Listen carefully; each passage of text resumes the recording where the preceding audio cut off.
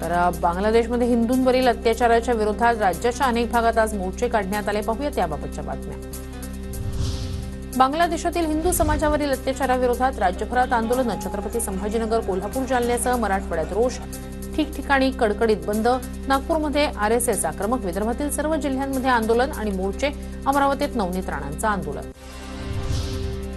बांगलादेशात हिंदूंवर खूप अत्याचार होत आहेत, यावर भाजप आणि संघ काहीही बोलायला तयार नाही. मोदींनी या संदर्भात भूमिका घेणं अपेक्षित आहे, संजय राऊतांचं आवाहन.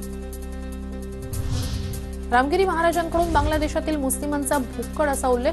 बांगलादेशात मंदिरं तोडली जात आहेत. हिंदूंवर होत असलेल्या अत्याचाराविरोधात आंदोलन.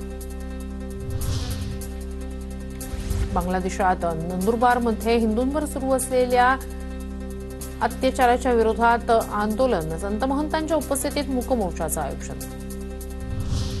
संभाजीनगरमध्ये हिंदू जनजागरण समितीतर्फे धरणं आंदोलन. बांगलादेशात हिंदूंवर सुरू असलेल्या अत्याचाराच्या विरोधात आंदोलन. आंदोलनस्थळी पोलिसांचा तगडा बंदोबस्त तैनात. कोल्हापूरमध्ये सकल हिंदू समाजाकडून हिंदू रक्षा आंदोलन. बांगलादेशात हिंदूंवर होणाऱ्या अन्यायाच्या निषेधार्थ जिल्हाधिकारी कार्यालयाबाहेर ठिय्या आंदोलन. बांगलादेशात हिंदूंवर होणाऱ्या अन्यायाविरोधात सिंधुदुर्गातील ओरोस इथे न्याय मोर्चा.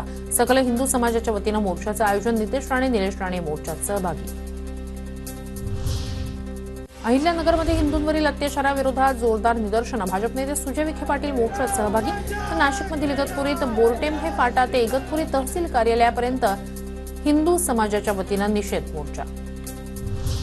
जालन्यातील मंठा इथे कडकडीत बंद. बांगलादेशात होत असलेल्या हिंदू बांधवांवरील अत्याचाराप्रकरणी मंठा शहरात सकल हिंदू समाजाचा न्याय मोर्चा.